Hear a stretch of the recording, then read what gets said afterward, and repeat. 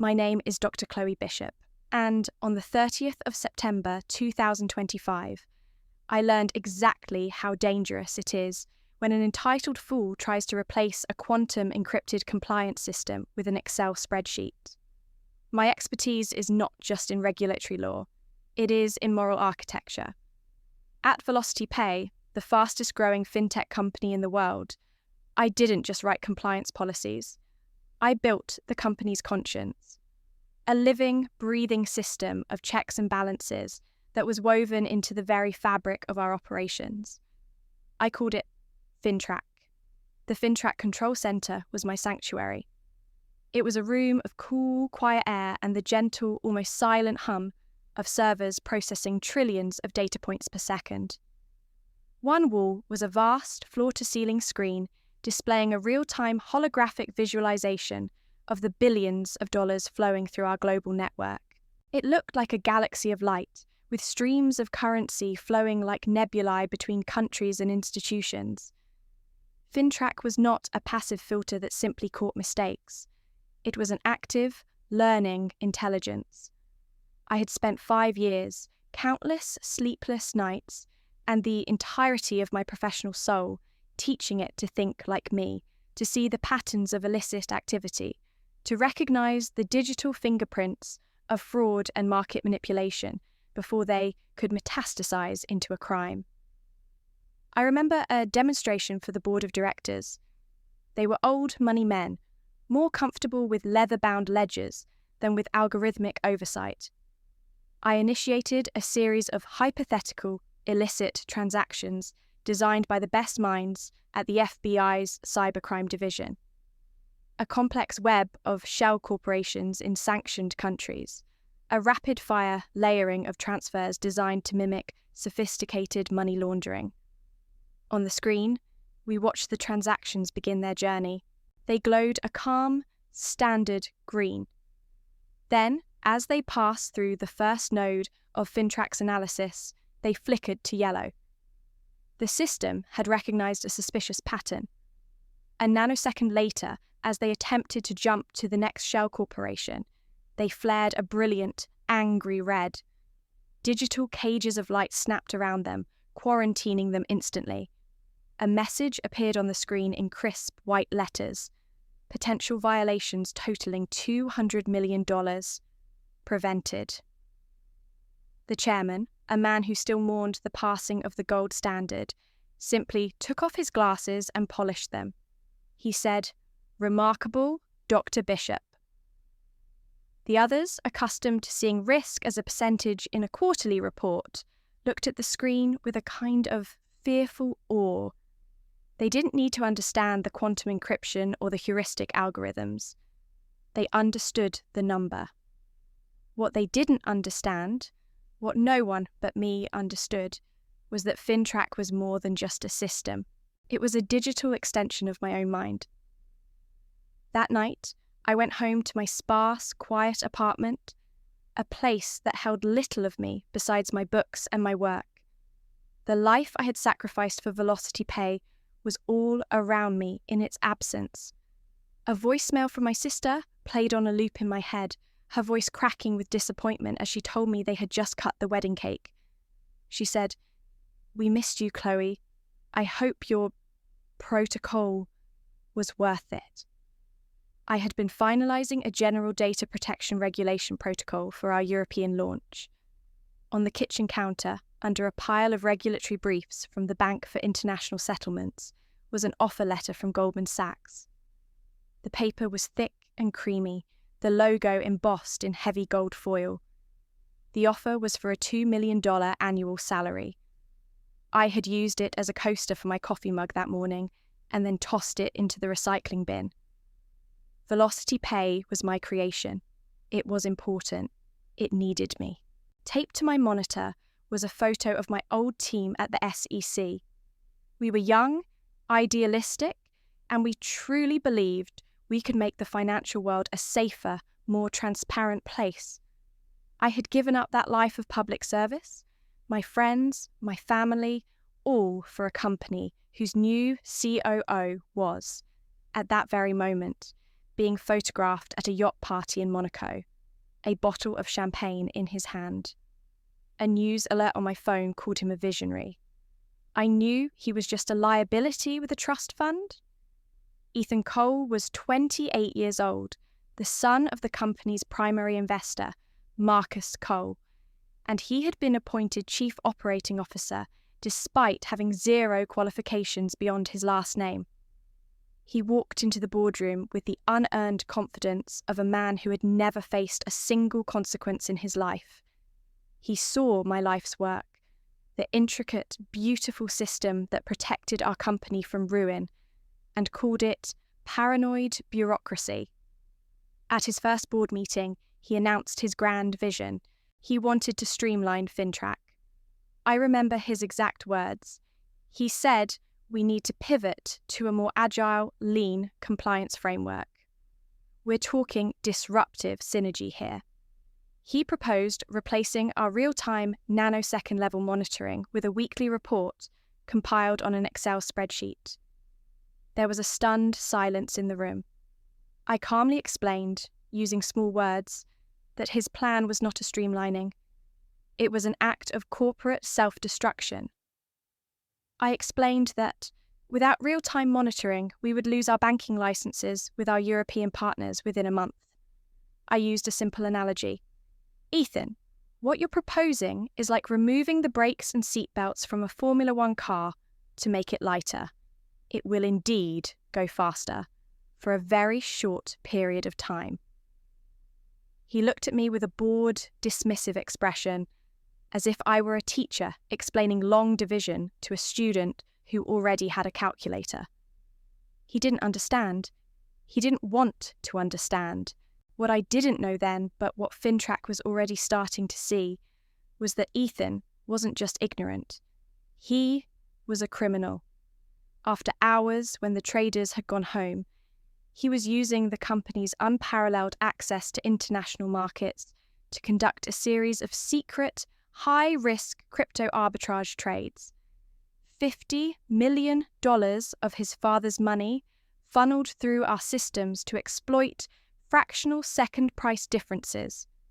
He thought he had found a series of clever regulatory loopholes.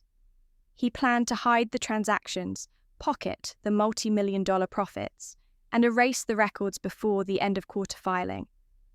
He had no idea that his every keystroke was being logged in a cryptographically sealed partition of the system that only I could access. FinTrack saw the unusual activity. It flagged the transfers from an unverified counterparty. It didn't know they were illegal, only that they were anomalous. A quiet alert appeared on my private dashboard. I began a discreet investigation. The system he dismissed as theatre was already building the case against him. The end came on the 30th of September, the final day of the third quarter. He called a mandatory meeting in the main conference room. All 47 members of my compliance department were present. He stood at the front of the room, radiating a smug, dismissive energy. He announced that he was making some changes to increase operational efficiency. Then he looked directly at me. He said, "As of this moment, Dr. Bishop's employment with Velocity Pay is terminated." He let the shock settle in the silent room, where the only sound was the hum of the ventilation. He said, "Compliance should take 20 minutes, not 20 systems. We need innovators, not auditors." He was firing me in front of the team I had personally built, mentored and trained. He was humiliating me to make a point about his own power. I stood up. I felt 47 pairs of eyes on me, a mixture of shock, fear, and sympathy. I maintained perfect, calm dignity. I looked at Ethan. I said, "I understand. According to federal law and my employment contract, I am required to complete all outstanding regulatory obligations before my departure. I will need exactly 47 minutes to finalize the quarterly filing." He waved a hand dismissively, as if swatting away a fly. He called it bureaucratic nonsense. He said, "Fine, take your 47 minutes. He had no idea what he had just agreed to. I walked back to my terminal. My team watched in stunned silence.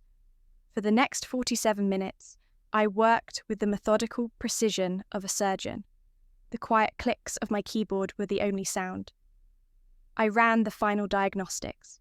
I cross-referenced the immutable ledgers. I finalized the quarterly compliance report. My lead engineer, a brilliant young woman I had hired out of MIT, watched my screen, her eyes slowly widening as she began to understand what I was doing. Then, the final step. A prompt appeared on my screen. A prompt I had designed 5 years ago for this exact contingency. I placed my thumb on the biometric scanner built into my desk. It glowed a soft green, accepting my print like a final, loyal handshake. The screen read, "Execute Compliance Lock Protocol." I pressed enter. The system whirred for a moment. A message appeared. Quarter 3 data has been filed with the Securities and Exchange Commission. All records for this period are now permanently and cryptographically sealed. I stood up, picked up my bag, and walked out of the office without another word. The bomb had been armed. The fuse was lit. An hour later, in his glass-walled office, Ethan Cole discovered the first crack in his perfect world. He sat down at his terminal to begin the process of hiding his $50 million in secret trades. He tried to access the transaction log for the third quarter. A small window popped up, access denied. He tried to open FinTrack's administrative panel. Another window, system locked by compliance lock protocol. He frantically called the IT help desk, shouting that the system was broken. The tech on the other end of the line, a kid I had hired myself, was audibly terrified. He told Ethan that the data wasn't broken. It was sealed, cryptographically, permanently. He explained that a copy of that sealed data was already on a server at the SEC headquarters in Washington, D.C. That was the first moment of his panic. The cascade began automatically, executed by machines that feel no pity. At the SEC, their own automated systems, running their own algorithms, flagged a $50 million discrepancy between the report FinTrack had filed and the real-time data streaming from our banking partners.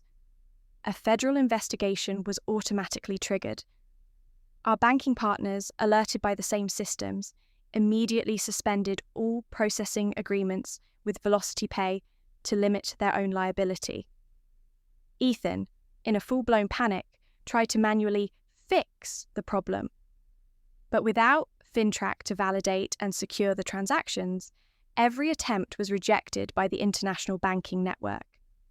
His frantic, incompetent decisions were only making everything worse, creating a digital traffic jam that froze billions of dollars in client funds. His new head of compliance, a crony with a degree in marketing, was trying to manage incoming transactions with an Excel spreadsheet. While he was still figuring out how to create a pivot table, a formal notice of investigation arrived from the federal government. One of our largest clients, a Swiss bank, called furious that their $100 million transfer was frozen due to a compliance flag the new guy didn't know how to clear. The client threatened to pull their entire multi-billion-dollar portfolio. The staff, seeing the writing on the wall, began to resign. The printer in the HR department started churning out resignation letters, one after another. My absence had become a weapon of mass destruction. On the third day, the federal agents arrived.